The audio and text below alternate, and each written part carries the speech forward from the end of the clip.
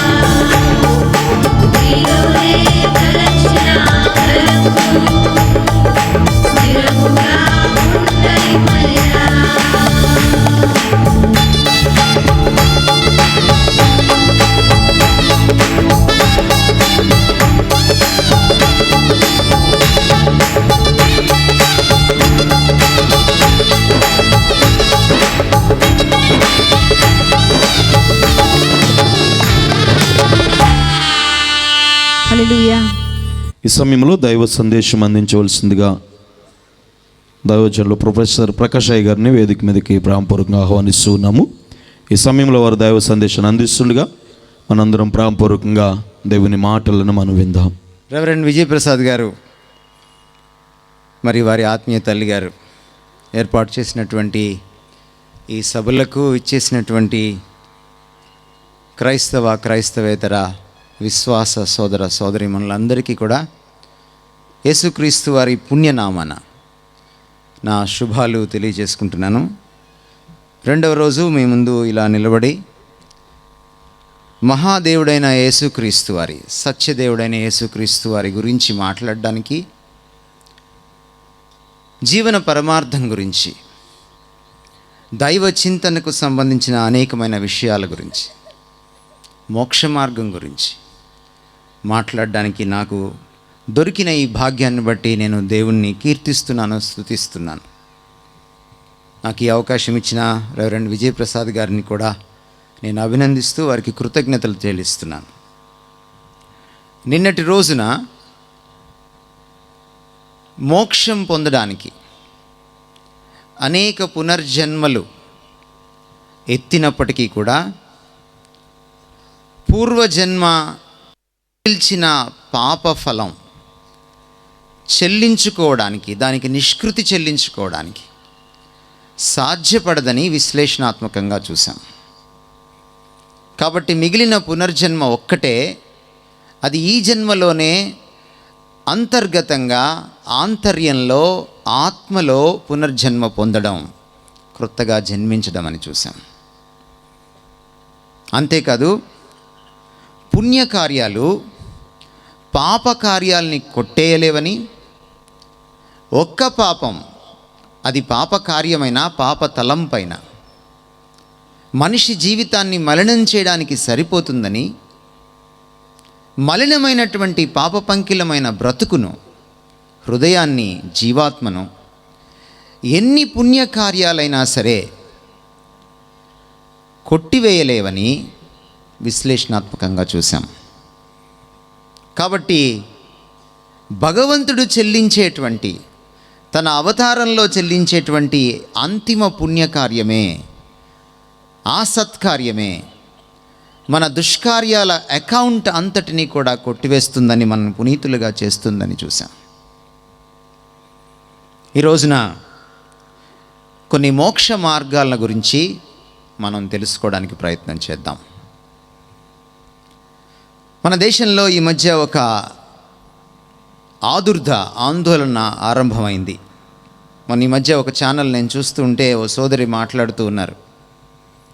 చదువుకున్నవారు, కొంత శాస్త్రాలు తెలిసిన వారు చెప్తున్న మాట, ఓ పక్కన అన్ని మతాలు ఒక్కటే అని అంటూ అన్య మతాల నుంచి వస్తున్నటువంటి ఒక అభద్రతా భావం గురించి వారు మాట్లాడారు. మన మతానికి ఈ రోజున ఒక మనుగడ సాధించలేని పరిస్థితి ఏర్పడుతోంది. మనం కాపాడుకోవాలి. మన మతంలో ఉన్న గొప్ప విషయాల్ని మనం తెలుసుకోవాలి. మత మార్పిడి వల్ల మనం చాలా నష్టపోతున్నాం అని ఆ సోదరి మాట్లాడుకుంటూ వచ్చారు. అసలు టాపికే టెలివిజన్లో ఆ డిబేట్కి మత మార్పిడి. నా చిన్న ప్రశ్న సోదరికి ఏమిటంటే, అన్ని మతాలు ఒకటైతే మత మార్పిడి వల్ల సమస్య ఏంటి? సమస్య లేదుగా. XYZ ABC అన్ని మతాలు ఒకటే. అన్ని మతాలు ఒకటైతే ఏ నుంచి బీలోకి వెళ్తే ఏమి, బీలో నుంచి సిలోకి వెళ్తే ఏమి, తప్పేం లేదు. కుడి ఎడమ ఒకటే అయితే, కుడి ఎడమ అయితే పొరపాటు లేదో, అంతే కదా. రెండు ఒక్కటే అయినప్పుడు ఇంత గాబరా, ఇంత ఆదుర్ద, ఇంత ఆందోళన ఎందుకట? నా రెండవ ప్రశ్న సోదరికి, అన్ని మతాలు ఒక్కటే అయితే ఒక్క మతంలోనే ఇన్ని భిన్నత్వాలు ఎందుకున్నాయి? ద్వైతానికి అద్వైతానికి అస్సలు పడదు. అదొక దిక్కు, ఇది ఇంకొక దిక్కు. అద్వైతంలోనే మళ్ళీ విశిష్టాద్వైతాంది మరో దిక్కు. శైవానికి వైష్ణవానికి పడనే పడదు. అన్ని మతాలు ఒకటే అయినప్పుడు ఎందుకు ఈ బాధ? ఎందుకు జైనుడు పక్కకు వెళ్ళిపోయాడు? ఎందుకు చార్వాకుడు పక్కకు వెళ్ళిపోయాడు? ఎందుకు బుద్ధుడు పక్కకు వెళ్ళిపోయాడు మన మతంలోంచి? అన్ని మతాలు ఒకటే అయితే విఘ్నులైన భీమవరం వాసులు, ఉండి వాసులు ఆలోచన చేయాలి. ఎందుకంటే భగవంతుడు అందరినీ కనీస జ్ఞానంతో సృష్టించాడు. దాన్ని ఇంగిత జ్ఞానం అన్నాం, ఇంగ్లీష్లో కామన్ సెన్స్ అన్నాం. అంటే అందరికీ కామన్గా ఉంటుందన్నమాట అది. ఈ సాయంత్రం మీరు మీ కామన్ సెన్స్ని, ఇంగిత జ్ఞానాన్ని ఉపయోగిస్తే అంతకు మించిన జ్ఞానం మీకు అబ్బుతుంది. కాబట్టి అన్ని మతాలు ఒకటి కాదు. అన్ని మతాలు ఒకటి కాదు కాబట్టే వేరే కుంపటి పెట్టుకున్నాం. సిక్కు మతం మన దగ్గర నుంచి వెళ్ళిపోయిన మతమే. ఎక్కడి నుంచే వచ్చిన మతాల గురించి తర్వాత మాట్లాడుకుందాం. అసలు మన మతంలోనే అనేకమైన చీలికలు, పీలికలు ఉన్నాయి. మతం మార్చుకోవడం తప్పు కాదు. ఎందుకంటే మన మతంలోనే మనం గతంలో పూజించిన దేవుళ్ళని ఇప్పుడు పూజించట్లేదు. మన మతంలోనే, వేరే మతం జోలికి అసలు మనం వెళ్ళొద్దు. వేదాల కాలంలో జ్యూస్ అనే దేవుణ్ణి, ఆకాశ దేవుణ్ణి పూజించేవాళ్ళం. మీకు ఎవరికైనా ఈ దేవుడు తెలుసా? మీ వెస్ట్ గోదావరిలో తెలియదు. బహుశా మొదటిసారి మీరు చాలామంది వింటున్నారు. జ్యూస్ అనే దేవుడు. పశుపతి అనే దేవుడు మీకు ఎంతమందికి తెలుసు? ఎంతమంది పూజిస్తారు? వేదాల కాలంలో పూజించేవాళ్ళు. ఇప్పుడు ఆ దేవాలయం కూడా లేదు. అది కాఠ్మండూలో, నేపాల్లో ఉంది. అంటే మార్చుకున్నాం మనం, కాలక్రమంలో మార్చుకున్నాం. ఇంకా చెప్పాలంటే ఇప్పుడు మనం పూజించే దేవుళ్ళు చాలామంది 100, 200, 300 ఏళ్ల క్రితం లేరు. అంటే కొత్త వాళ్ళని తెచ్చుకున్నాం. కాబట్టి కొత్తగా మనం మరొక ఆలోచన, దైవచింతన చేయడం తప్పేం లేదు. కాకపోతే మనం చేసే పూజ, మనం పూజించే దేవుడు, మనం దేవుడి గురించి చేసే ఆలోచన సత్యానికి దూరంగా ఉండకూడదు. సత్య దూరంగా ఉండకూడదు, వాస్తవ దూరంగా ఉండకూడదు. అది సత్యవంతంగా ఉండాలి. దేవుడు సత్యం కనుక ఆయన్ని పూజించేటప్పుడు ఆ పూజ కూడా సత్యవంతంగానే ఉండాలి. దేవుడు మారడు కనుక, భగవంతుడు అందరికీ ఒక్కడే కనుక దేవుణ్ణి కూడా, నిజమైన దేవుణ్ణి కూడా మనం మార్చలేం. ఈ మాటలు ఉపోద్ఘాతంగా మీరు తీసుకొని నేపథ్యంలో నాతో కలిసి ఆలోచిస్తారని నేను అనుకుంటున్నాను. మన దేశంలో భగవంతుణ్ణి చేరాలన్న తపన, భగవంతుణ్ణి తెలుసుకోవాలన్న తృష్ణ చాలా అధికంగా ఉంది అంటే అది అతిశయోక్తి కాదు. అందుకనే భారతదేశం అన్నా, భారతదేశంలో ఉన్నటువంటి తాత్విక ధోరణి అన్నా, భారతీయుల భక్తి ప్రపత్తులన్నా ఒక భారతీయుడిగా నేను ఎంతో గర్విస్తాను, చాలా ఇష్టపడతాను.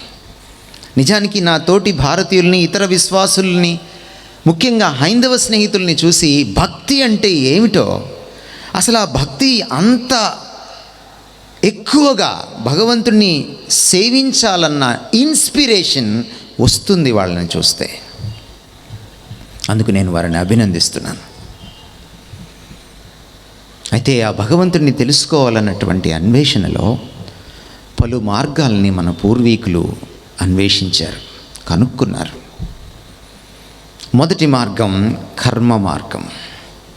దాన్ని కర్మయోగం అని కూడా అంటారు. యోగం లేక యోగా అన్న మాట యుగ్ అన్న సంస్కృత పదం నుంచి వచ్చింది. యుగ్ అంటే కలయిక. భక్తుడు భగవంతుడిలో లీనమైపోవడం, భక్తుడికి భగవంతుడికి మధ్య ఒక అనుసంధానం ఏర్పడినప్పుడు, వారు ఒక్కటైనప్పుడు దాన్ని యోగా యుగ్ అన్నారు. కాబట్టి భగవంతుణ్ణి చేరుకొని ఆయనలో కలిసిపోవాలన్న తపనలో ఏర్పడిన మార్గాలను పర్యాయపదంగా ఆ మార్గం బదులు యోగం అన్న మాట కూడా వాడారు. ఎందుకంటే యోగాలో కూడా అంతిమ ధ్యేయం భగవంతుణ్ణి కలుసుకోవాలని, తెలుసుకోవాలని, ఆయనలో లీనమైపోవాలన్నదే. కనుక కర్మ మార్గం లేక కర్మయోగం ఇది మొదటిది. కర్మయోగంలో కర్మ అంటే పని, నిన్న కూడా నేను మీకు చెప్పాను. అంటే సత్కర్మ ద్వారా, మంచి పనుల ద్వారా భగవంతుణ్ణి సాక్షాత్కరించుకోవాలి, దర్శించుకోవాలి, భగవంతుణ్ణి తెలుసుకోవాలి, భగవద్జ్ఞానాన్ని పొందాలి, భగవంతుడికి చేరువ కావాలి, భగవత్ సన్నిధిలో అనునిత్యం జీవించాలి, మోక్షాన్ని సిద్ధింపచేసుకోవాలి. ఇది ఆరాటం, ఇది ధ్యేయం. నిన్న మనం చూసాం, మంచి కర్మల ద్వారా మనము చేసిన చెడు కర్మను కొట్టివేసుకోలేం అని నిన్న విశ్లేషణాత్మకంగా చూసాం. భగవద్గీత కూడా మీరు చదివితే జాగ్రత్తగా, పుస్తకం అంతా మీరు 18 అధ్యాయాలు చదివితే మీకు 11వ అధ్యాయంలో విషయం కనపడుతుంది. సత్కర్మ ద్వారానైనా దుష్కర్మ ద్వారానైనా కర్మ ద్వారాను భగవంతుణ్ణి సాక్షాత్కరించుకోలేవు తేల్చేసింది. ఒకవేళ దాన్ని మనం ప్రామాణికంగా ఎంచుకుంటే మరి ఈ విషయం ఆలోచించి తీరాలి. కొన్ని మంచి పనులు చేసి భగవంతుణ్ణి ప్రసన్నం చేసుకుని ఆయన దర్శనం పొందలేము అని మన పూర్వీకులకు అర్థమైంది. ఎందుకని? సమస్య ఏమిటి? మంచి కర్మ చేస్తున్నప్పుడు కూడా ఆంతర్యంలో చెడు దోబూచులాడే అవకాశం ఉంది. నిస్వార్థంగా, సచ్చీలంగా, స్వచ్ఛమైన త్రికరణ శుద్ధితో ఒక సత్కార్యం చేయడం అసంభవం మనిషికి. ఎందుకంటే మనిషి ప్రాణాత్మ దేహాలు అంతగా పాపపంకిలమైపోయాయి. కేవలం శారీరకంగా భౌతికమైన కర్మ చేస్తే, ఒక మంచి కర్మ, సత్కర్మ చేస్తే భగవంతుణ్ణి నేను ప్రసన్నం చేసుకోలేను, ఆయనకు చేరువ కాలేను. ఎందుకంటే నా కర్మ వెనక ఉద్దేశం, నా కర్మ వెనక ఆంతర్యం అంత మంచిదై ఉండాలి. అది సాధ్యం కాదు. మన గుండెల్లోకి తొంగి చూసినప్పుడు అందులో ఉన్నటువంటి కక్ష, కార్పణ్యాలు, అసూయ, ద్వేషాలు, అందులో ఉన్నటువంటి కుళ్ళు, కుతంత్రాలు, స్వార్థ చింతన మనకు బాగా తెలుసు. కించిత్ పాపం మనస్సులో, ఆత్మలో కూడా లేకుండా సత్కర్మ చేయగలవాడెవడు? ఇది సమస్య. అంచేత సత్కర్మ ద్వారా చేసుకోలేం, భగవంతుని సాక్షాత్కరించుకోలేం. పూర్వకాలంలో దాదాపు 4000 సంవత్సరాల క్రితం మాట్లాడుకుంటే, వేదకాలంలో 6 రకాల యజ్ఞ యాగాలు జరిగాయి. అశ్వమేధ యాగం, అజామేధ యాగం, గోమేధ యాగం, పురుషమేధ యాగం, వాజిపేయము, రాజసూయము. మేధ అంటే చంపడం, బలి ఇవ్వడం, భగవత్ సన్నిధిలో రక్తతర్పణం చేయడం, చేసిన పాపానికి ప్రాయశ్చిత్తం చెల్లించడం రక్తతర్పణం ద్వారా, అశ్వాల్ని చంపడం, అంతేకాదు మేకల్ని చంపడం అంటే బలి ఇవ్వడం, అంతేకాదు గోవుల్ని చంపడం. మీరు వెళ్ళి వేద పండితులను అడగండి, నిజాయితీపరుడు ఎవరైనా నేను చెప్పిన మాట కాదనరు. అహాన్ని చంపుకోవడం, వీలైతే మనిషిని కూడా బలి ఇవ్వడం. ఇప్పటికీ అనాగరిక జాతుల్లో మనకు అప్పుడప్పుడు కనపడుతూ ఉంటుంది.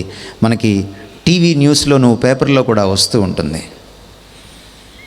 అది పెద్ద కేసు అవుతుంది చాలాసార్లు ఈ నాగరిక ఆధునిక ప్రపంచంలో 21వ శతాబ్దంలో మన దేశంలో కూడా. కానీ ఇవన్నీ చేశాం.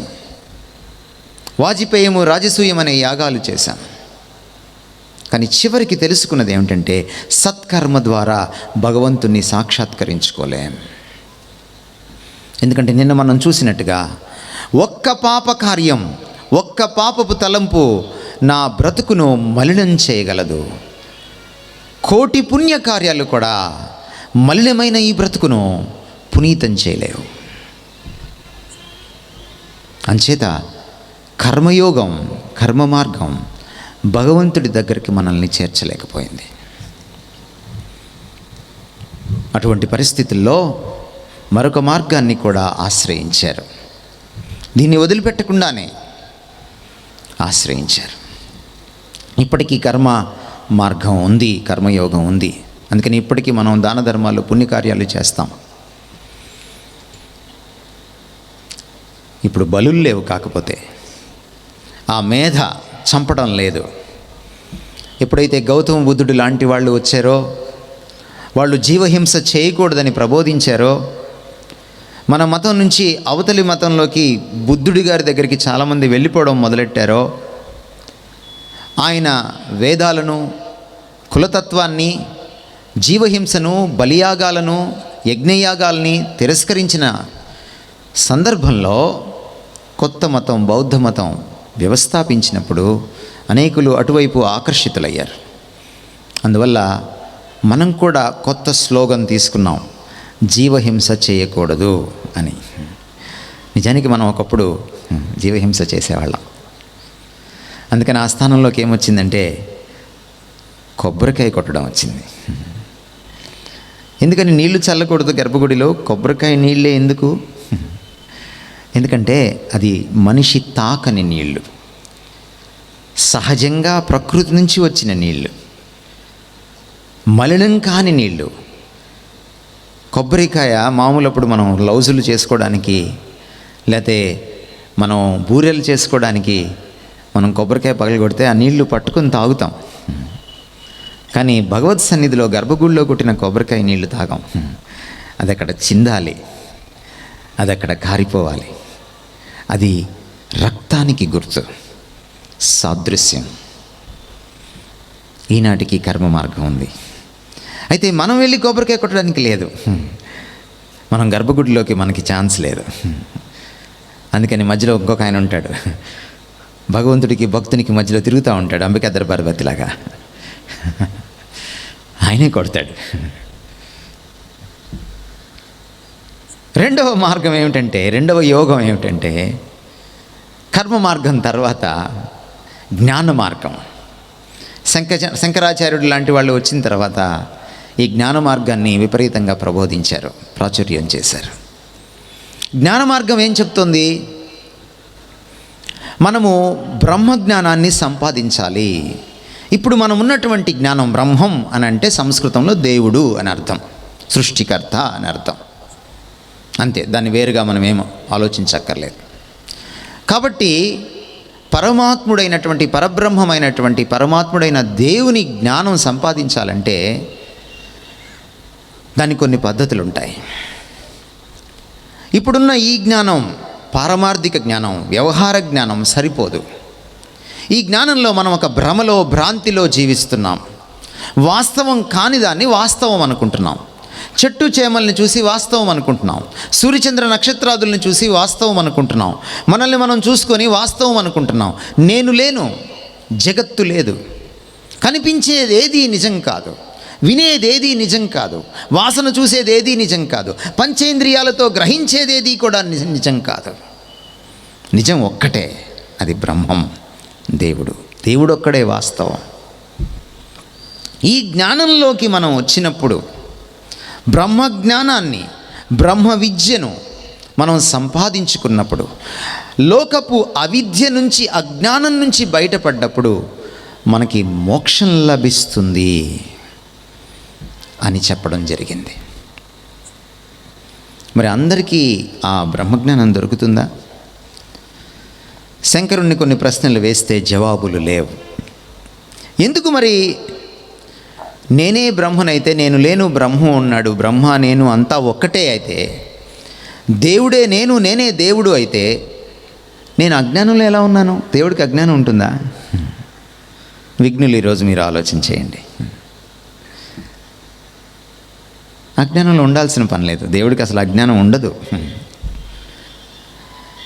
ఒకవేళ నేను దేవుడు ఒక్కటే అయితే, నేనే దేవుడినైతే, అహం బ్రహ్మస్మి అయితే, నేను దేవుడిని అన్న సంగతి నేను ఎలా మర్చిపోయాను? మూడో ప్రశ్న, ఒకవేళ నేనే దేవుడిని అయితే నేను మాయలోకి ఎలా వెళ్ళాను? దేవుడు కూడా మాయాజాలానికి లోనవుతాడా? ప్రశ్న వెంబడి ప్రశ్న, జవాబులు లేవు. ఒకవేళ నా జీవితం అవాస్తవం అయితే, నేను లేకపోతే నాకు కలుగుతున్న ఈ బాధ ఏమిటి? ఈ కష్టం ఏమిటి? యాక్సిడెంట్లో నా కన్ను పోయింది, నా కాలు పోయింది, నా బిడ్డ పోయాడు, ఇది నిజం కాదా?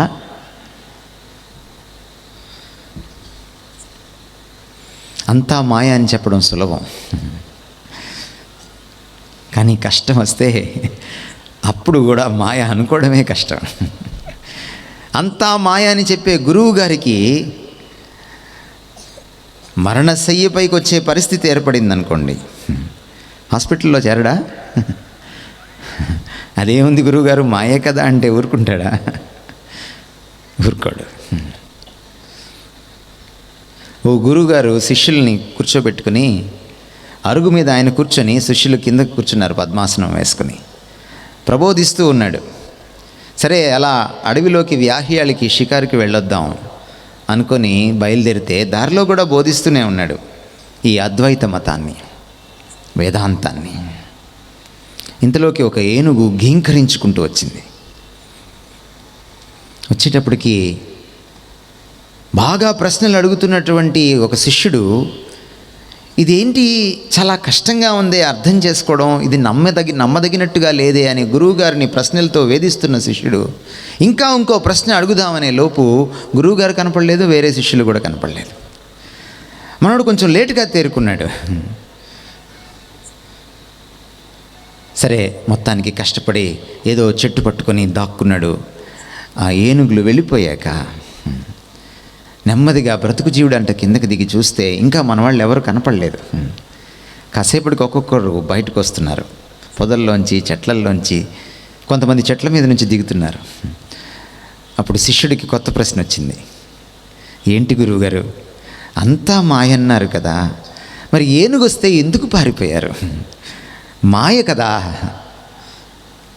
అప్పుడు గురువుగారు చమత్కరించారు. పిచ్చివాడా, ఏనుగు రావడం ఏంటి, నువ్వు చూడడం ఏంటి, నేను పారిపోవడం ఏంటి, అంతా మాయ అన్నాడు మళ్ళీ. పాపం మాయ, నరహత్య మాయ. మాయ అయితే ఈరోజు ఎందుకు చాలామంది నేరస్తుల్ని జైల్లో పెట్టారు? పెట్టాల్సిన పని లేదే. మాయ అయితే పోలీస్ స్టేషన్లు ఎందుకు? అంతా మాయ అయితే మీరు రాత్రి పడుకుంటే తలుపులు ఎందుకు వేసుకుంటారు? మీ ఇంట్లో నగ మాయ, నగ మాయమైనా మాయే, దొంగలు పడ్డా మాయే అని ఎందుకు అనుకోరు? ఈ మాయ సిద్ధాంతం భగవంతుడి దగ్గరికి మనల్ని చేర్చలేకపోయింది. జ్ఞానం ఎలా అబ్బుతుందో భగవంతుడి గురించి అర్థం కాలేదు. అప్పుడు వచ్చారు గురువు గారు. గురువు అన్నాడు, బడుద్దాయ్, నీకు జ్ఞానం రాదురా అలా అన్నాడు. మరి ఎలా వస్తుంది? గురువు గారి పాదాల దగ్గర కూర్చొని నేర్చుకుంటేనే వస్తుంది అన్నాడు. అదెలా గురువుగారు? నీకంటే 4 ఆకులు ఎక్కువ చదివిన వాణ్ణిరా, తపస్సు చేసిన వాణ్ణి, కృషి చేసిన వాణ్ణి. కృషి ఉంటే మనుషులు ఋషులు అవుతారు, మహాపురుషులు అవుతారు. నేను ఇప్పుడు మహాపురుషుడి స్థాయికి వచ్చాను కాబట్టి పురుషుడికి బోధిస్తాను. గురువు గారి దగ్గర కూర్చోవడం మొదలైంది.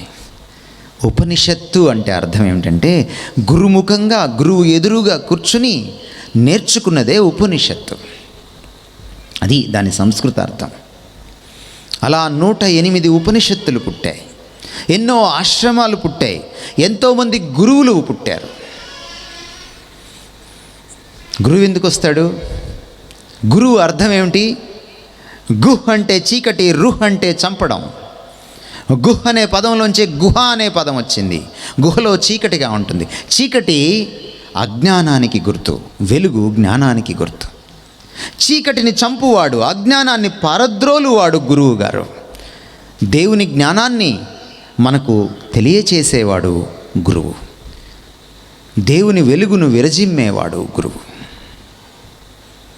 ప్రశ్న మళ్ళీ, గురువు దేవుణ్ణి చూపించగలడా? కబీర్ దాస్ అన్నాడు, మేరా సామ్నే గురు కడి హై, గోవింద్ भी కడి హై, కిస్కా పా మే పెహలా చూ. నా ముందు గురువు గారు నించున్నారు. సంస్కృతంలో గోవిందుడు అంటే దేవుడు. దేవుడు నించున్నాడు. ఎవరి పాదాలు ముందు పట్టుకోవాలి? ఎవరి పాదాలు నమస్కరించాలి? గురువు పాదాలే మొదట నమస్కరిస్తాను, ఎందుకంటే దేవుణ్ణి చూపించిన వాడు గురువే కదా అనుకున్నాడు కబీర్ దాస్. ఆ గొప్ప కబీర్ దాస్కి ఒక ప్రశ్న, నాలాంటి మానవుడైన గురువు, అతను కూడా పరిమితుడే కదా, అనంతమైన దేవుణ్ణి నాకు చూపించగలడా? అనంతమైన దేవుడికి పరిమితమైన మానవుడికి మధ్య దూరం అనంతం కదా. అనంతానికి పరిమితానికి ఎప్పుడూ మధ్య దూరం అనంతమే కదా. ఆ మధ్య దూరాన్ని, అగాధాన్ని పూడ్చగలడు, వారధిగా ఉండగలడు, మధ్యవర్తిగా ఉండగలడు. గురువు అనంతుడు కాదు కదా కబీర్ దాస్ గారు. ఎలా నాకు దేవుణ్ణి చూపిస్తాడు? అందుకనే గురువు కూడా కాస్త ఎక్కువ జ్ఞానాన్ని ఇవ్వగలిగాడేమో కానీ పరిపూర్ణమైన దైవ జ్ఞానాన్ని ఇవ్వలేకపోయాడు. గురు పరంపరలో ఇన్ని వేల సంవత్సరాల్లో ఆ భగవంతుణ్ణి చేరుకున్న దాఖలాలు లేవు. అనంతమైన భగవంతుణ్ణి పరిమితమైన మానవుడు ఎన్ని గురువులు దాటుకుంటే, ఎంతమంది గురువులు నిలబడితే ఒక చైన్ లాగా, ఒక గొలుసులాగా అక్కడికి వెళ్ళగలరు. కొన్ని కోట్ల గురువులు మధ్యలో నించున్నా నేను అవతలికి వెళ్ళలేను. కోటి కూడా పరిమితమైందే. అనంతానికి, అనంతమైన అగాధాన్ని దాటుకుంటూ నేను వెళ్ళలేను. జ్ఞాన మార్గం భగవంతుడి దగ్గరికి నన్ను చేర్చలేకపోయింది.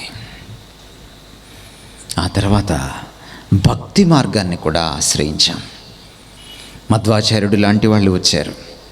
జ్ఞానం కాదయ్యా, కావాల్సింది భక్తి. ఎందుకంటే భగవంతుడు ఒక్కడే లేడు, భగవంతుడు ఒక్కడే వాస్తవం కాదు, నేను మాయ కాదు, జగన్ మిథ్య కాదు. జగత్తు ఉంది, ప్రపంచం ఉంది, నేనున్నాను, భగవంతుడు కూడా ఉన్నాడు. నేను కింది స్థాయి వాస్తవం అయితే ఆయన పై స్థాయి వాస్తవం. ఆయన అంతిమ వాస్తవం, నేను తాత్కాలిక వాస్తవం.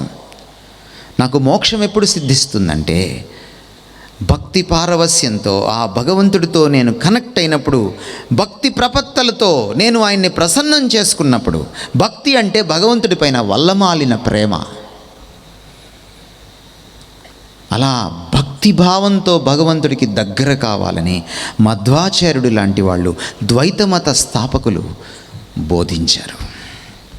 ఆ విధంగా భగవంతుడికి దగ్గర చేరదామని ప్రయత్నం చేశారు. మీరాబాయి ఒక గొప్ప ఎగ్జాంపుల్ భక్తికి. మరి భక్తితో భగవంతుడిని చేరదామంటే భగవంతుడి రూపం ఏంటో తెలియదు. అందుకని మనకి ఇష్టమైన రూపాన్ని మనం పెట్టుకున్నాం. మా నాన్నెవరో తెలియకపోతే, నేను పుట్టేటప్పటికే లేక నేను పుట్టంగానే నాన్నో అమ్మో పోతే ఏదో 4 పిచ్చి గీతలు గీసి ఓ బొమ్మ పెట్టుకొని అమ్మ నాన్న అని గౌరవించగలనా? నేను ఊహించుకొని పక్కింటావిడ్ని అమ్మ అనుకోగలనా? వాస్తవం అవుతుందా? అవ్వదు. ఆత్మస్వరూపి అయినటువంటి పరమాత్ముణ్ణి భౌతికమైన రూపాల ద్వారా నేను పూజించగలనా? నా భౌతికమైన ఈ భక్తి భావం ఆ అభౌతికమైన దేవుడి దగ్గరికి నన్ను చేర్చగలదా? ఆ భౌతికమైన భగవంతుడి రూపాన్ని నాకు సాక్షాత్కరించగలదా? పెద్ద ప్రశ్న. ఒకవేళ నేను భగవంతుడిని చేరుకోవాలని విపరీతమైన భక్తి ప్రపత్తలను పెంపొందించుకున్నా, నిజంగా భగవంతుడిని ప్రేమించగలనా నిస్వార్థంగా? పాప పంకిలమైన ఈ ప్రాణాత్మ దేహాలతో, పాప పంకిలమైన ఈ గుండెతో, ఈ గుండె లోతుల్లోంచి నేను భగవంతుణ్ణి సచ్చీలంగా ప్రేమించగలనా? స్వచ్ఛమైన భక్తి ఎక్కడైనా దొరుకుతుందా? మనం చూడండి, కొన్నిసార్లు భగవంతుడి సన్నిధికి వెళ్ళి లెంపలు వేసుకుంటాం కదా. నేను చాలా మనుషుల్ని చదువుతూ ఉంటాను, అదొక అలవాటు నాకు. ఎవరైనా ఒక్కళ్ళైనా లాగించి ఒక లెంపకాయ వేసుకుంటారేమో భగవంతుడి సన్నిధిలో అని నేను చాలా కాలం వెయిట్ చేశాను. ఒక్కళ్ళు కూడా లాగించి లెంపకాయ వేసుకోరు. చేసిన పాపాలేమో చాలా గొప్పవి. పోనీ కనీసం తాగుతారా అంటే, మరి మేకప్ వేసుకొస్తారేమో గుడికి తెలీదు, కనీసం వేళ్ళు కూడా తాకవు. ఇలా అంటారు. ఇది లెంపకాయ కాదే. నీకు కోపం తెప్పించిన వాడిని, నీకు వ్యతిరేకంగా తప్పు చేసిన వాడిని లాగించి లెంపకాయ కొడతావే.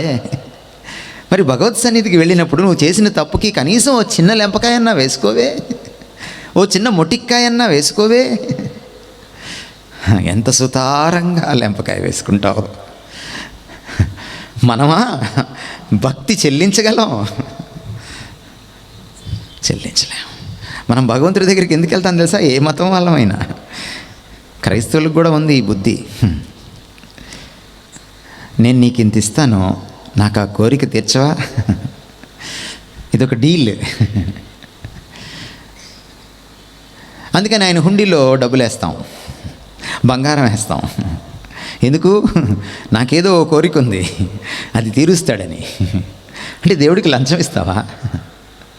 దేవుడికి ఆశ ఎర చూపుతావా? ఈ మధ్య క్రైస్తవులు కూడా బయలుదేరారు. దేవుడికి 1,00,000 రూపాయలు ఇస్తే 10 లక్షలు వస్తాయని, 10,000 ఇస్తే 1,00,000 రూపాయలు వస్తాయని. పిచ్చి నమ్మకం. నువ్వేదో ఇస్తే దాంతో వ్యాపారం చేసి ఆయన 1,00,000ను 10 లక్షలు చేసి అప్పుడు ఇస్తాడా నీకు? నీకు 10 లక్షలు ఇవ్వాలంటే ఇవ్వలేడా ఆయన? నీకు ప్రాణం పోసిన వాడు 10 లక్షలు ఇవ్వలేడా? నువ్వు ఇస్తే దాన్ని పెట్టుబడిగా పెట్టి సంపాదించిన తర్వాత ఇస్తాడా? అంత అవసరమా? భగవంతుడికి ఏదైనా కొదువు ఉంటుందా? ఆయన్ని దేంతోనైనా, డబ్బుతోనైనా మరి దేంతోనైనా కొనగలమా? శాంతింప చేయగలమా? ప్రసన్నం చేసుకోగలమా? మన భక్తిలో లోపం ఏమిటంటే ఆంతర్యంలో స్వార్థం లేనితనం మనకు లేదు. అదే మన లోపం. భగవంతుణ్ణి కూడా వీలైతే వాడేసుకుంటాం. ఇంగ్లీష్లో దాన్ని యుటిలిటేరియనిజం అంటాం.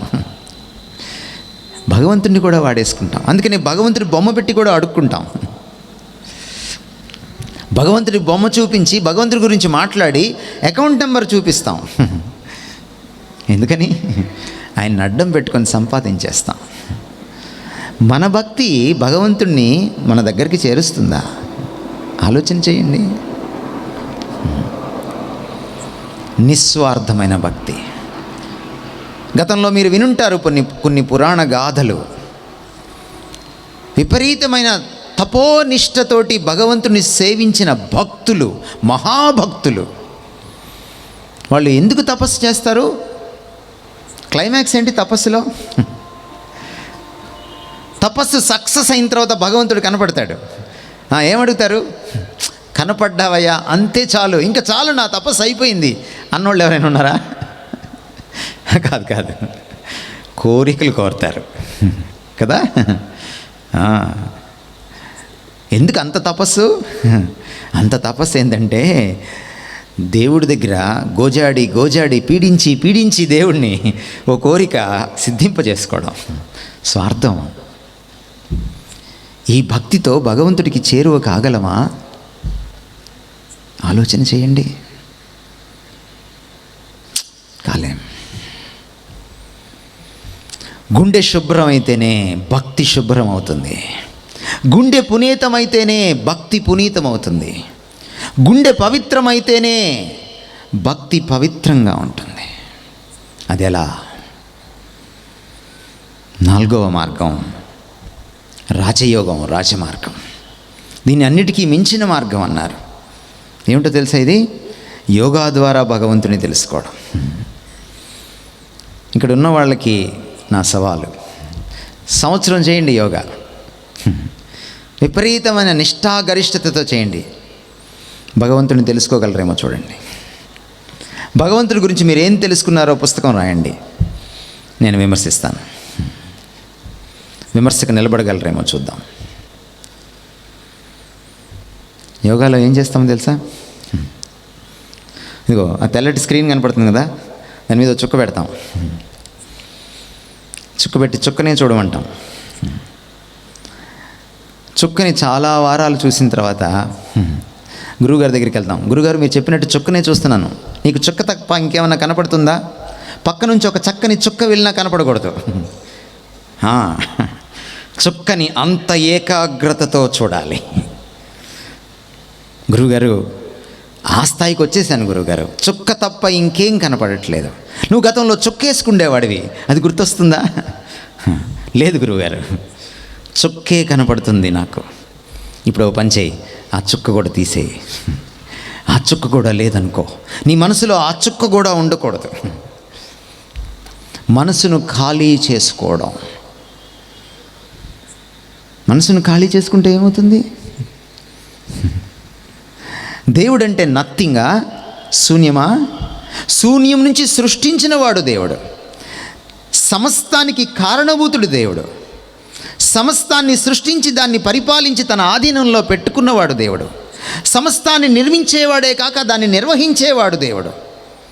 సమస్తాన్ని నిర్మించనుగలడు, దాన్ని నాశనం చేయనుగలడు ఆయన దేవుడు. సమస్తం నాశనం కాకుండా తన గుప్పిట్లో బిగబట్టగలిగేవాడు దేవుడు. మన ప్రాణాలని బిగబట్టగలిగేవాడు దేవుడు. ఆ దేవుడు నథింగా. ఒక రోజున నేను ఈ విషయాలు మాట్లాడుతుంటే గుంటూరులో ఒక హోటల్లో ఓ చదువుకున్న మహిళ, ఓ పెద్దావిడ, టీచర్ గారు, వెరీ వెల్ ఎడ్యుకేటెడ్ లేడీ, ఆవిడ లేచి ఓ ప్రశ్న అడిగారు నన్ను. సార్, నాకు దేవుడు అక్కర్లేదు అన్నారు. మీరేంటి దేవుడు అని చెప్తారేంటి? నాకు అక్కర్లేదు. ఎందుకు మేడం అన్నాను నేను. ఆవిడ అంది, ఎందుకంటే నేను యోగా చేస్తాను అంది. యోగా చేస్తే దేవుడు అక్కర్లేదా? ఎందుకు? ఎందుకంటే యోగాలో నేనే దేవుణ్ణని తెలుసుకుంటాను అందావిడ. అదేలా అన్నాను నేను.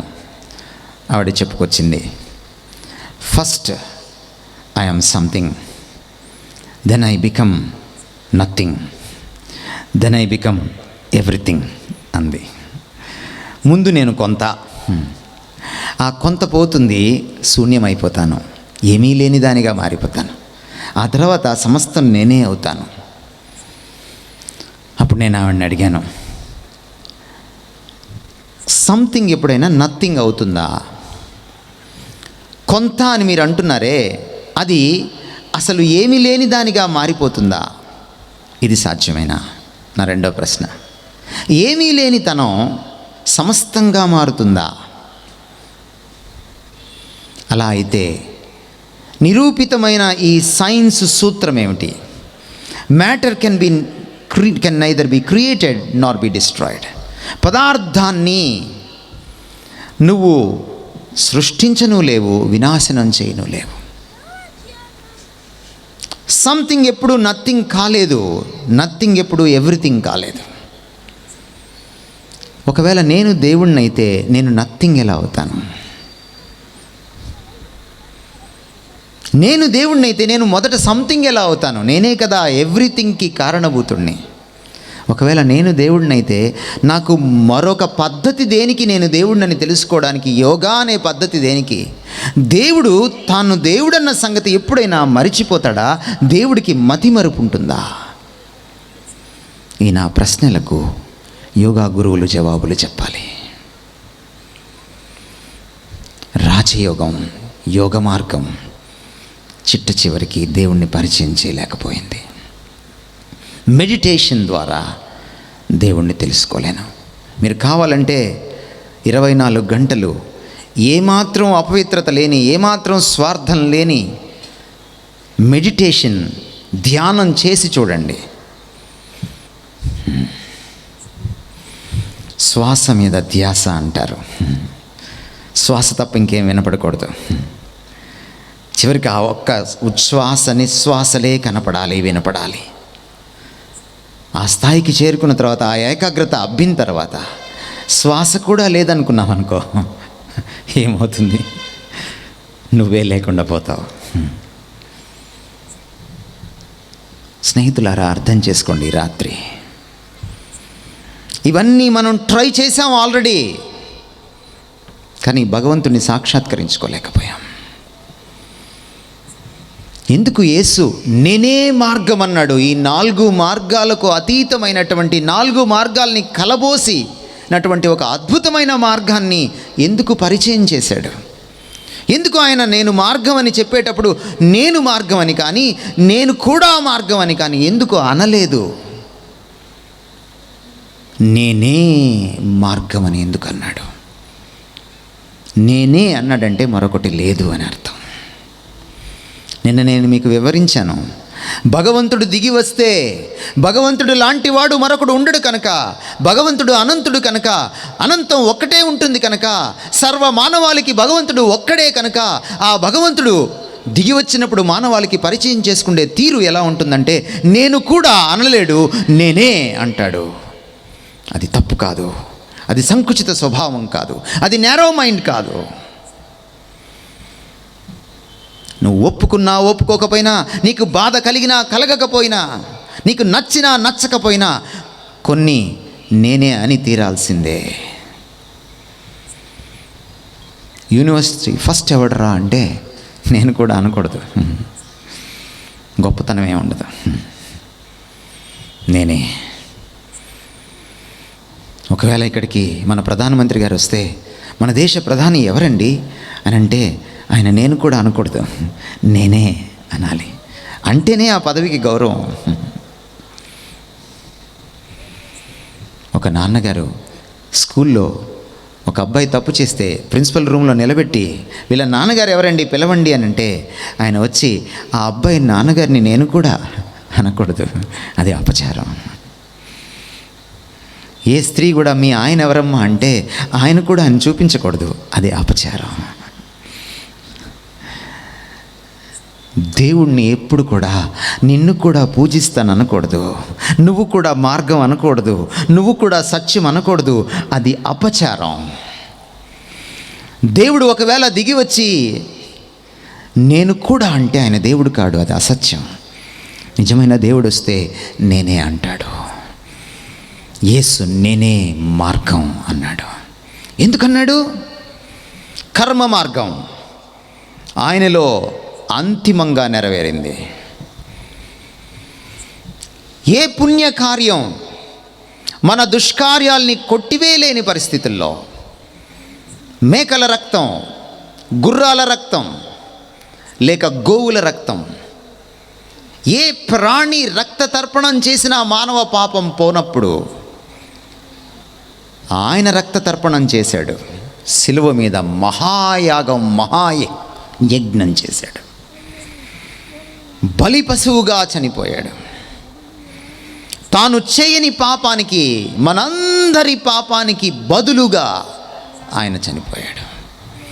అందుకని ఆయన నడిచి వెళ్తుంటే లోక పాపమును మోసుకొని పోవుచున్న దేవుని బలి పశువు అని సంబోధించారు బైబిల్లో. మనందరి స్థానంలో మనందరి పాపాన్ని తన మీద వేసుకుని, తాను చేయని పాపానికి మన స్థానంలో మన శిక్షను అనుభవించాడు కాబట్టి ఆయన బలి అయ్యాడు అన్నమాట వచ్చింది.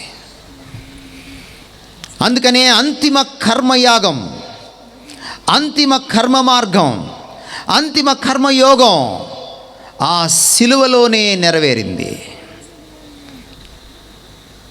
అందుకే నిన్న మీకు చెప్పాను ఈ శ్లోకాన్ని, సర్వ పాప పరిహారం రక్త ప్రోక్షణం ఆవశ్యకం. సర్వ పాపాలు పోవాలంటే రక్తం చిందించబడి తీరాల్సిందే.